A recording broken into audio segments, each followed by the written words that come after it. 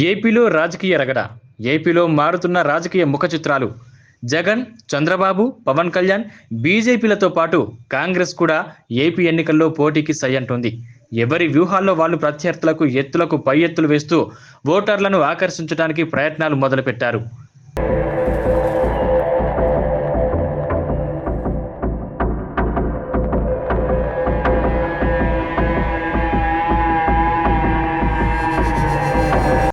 జగన్ దూకుడు పెంచి జనాల్లో తాము చేసిన పథకాలను బలంగా తీసుకెళ్లడానికి పక్కా వ్యూహాలతో దూసుకుపోతున్నాడు. సాధికారిక యాత్ర పేరుతో ప్రజల్లోకి తమ ప్రభుత్వానికి గత ప్రభుత్వానికి మధ్య తేడాలను బలంగా తీసుకుపోతున్నారు. చంద్రబాబు కూడా తనదైన వ్యూహాలతో జనాల్లోకి వెళ్తున్నాడు. జైలు జీవితాన్ని మరచి జనాల్లోకి వెళ్తూ జగన్ సర్కారు చేసిన తప్పులను, వైఫల్యాలను 5 సంవత్సరాలు గడుస్తున్నా రాజధాని లేకపోవడం లాంటి వాటిని ఎత్తి చూపుతూ ఎత్తుకు పై ఎత్తులు వేస్తూ దూసుకుపోతున్నాడు. బీజేపీ జగన్ చేసిన అప్పులను, పథకాల్లో లోపాలను సందర్భం దొరికినప్పుడల్లా పురంధేశ్వరి మీడియా ముందు చెబుతూనే ఉన్నారు. కాంగ్రెస్ వీరికి గట్టిగానే బదులివ్వడానికి వ్యూహాలు రచిస్తోంది. కర్ణాటక, తెలంగాణ గెలుపుతో మంచి జోష్లో ఉంది. జగన్, చంద్రబాబులను కాంగ్రెస్ కొంత ఆందోళనకు గురిచేస్తుంటే మరోపక్క జనాల నాడి తెలియక అధికారిక పార్టీతో పాటు చంద్రబాబు కూడా ఆందోళన చెందుతున్నారని గుసగుసలు వినిపిస్తున్నాయి.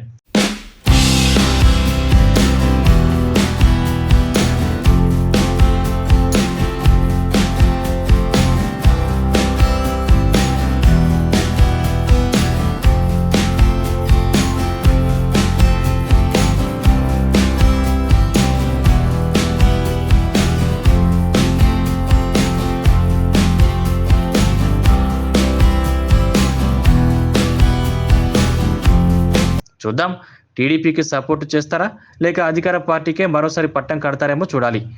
ఓటర్ మద్దతు ఎలా ఉన్నా అప్పుడే వలసలు, చేరికలతో పార్టీల మధ్య రాజకీయ వేడి రాజుకుంటోంది. చంద్రబాబు స్పీడ్ పెంచి వ్యూహాలను మారుస్తూ వైసీపీ నేతలకు గాలం వేస్తున్నారు. మేకపాటి చంద్రశేఖర్ రెడ్డి, ఉండవల్లి శ్రీదేవి ఇద్దరు జగన్కు షాకిచ్చి టీడీపీలో చేరారు. చేరడమే కాదు, జగన్ సర్కారుపై ఘాటు వ్యాఖ్యలు చేశారు.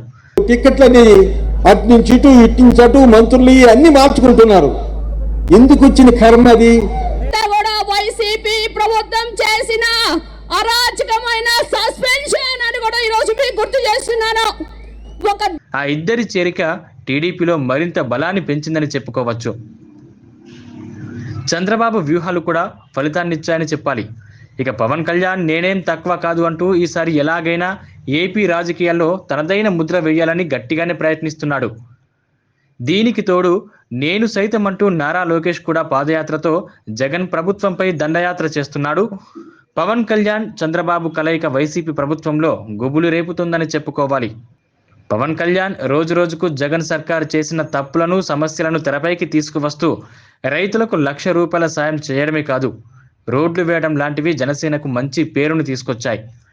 6 నెలల్లో జనాల నాడి మారడమే కాదు, కొత్త ప్రభుత్వాన్ని ఏర్పాటు చేసి కేసీఆర్కు భారీ షాకిచ్చారు ఓటర్లు. ఇది కూడా వైసీపీలో కొంత భయాన్ని కలిగిస్తుందని చెప్పుకోవాలి. అందుకనే జగన్ తన ఎమ్మెల్యేలకు వార్నింగ్ ఇస్తూ పద్ధతి మార్చుకోవాలని, లేదంటే నో టికెట్ అంటూ గట్టిగానే క్లాస్ పీకాడని టాక్. చూద్దాం, 4 పార్టీల వ్యూహాలతో ఓటర్లను తమ వైపుకు తిప్పుకుంటారు.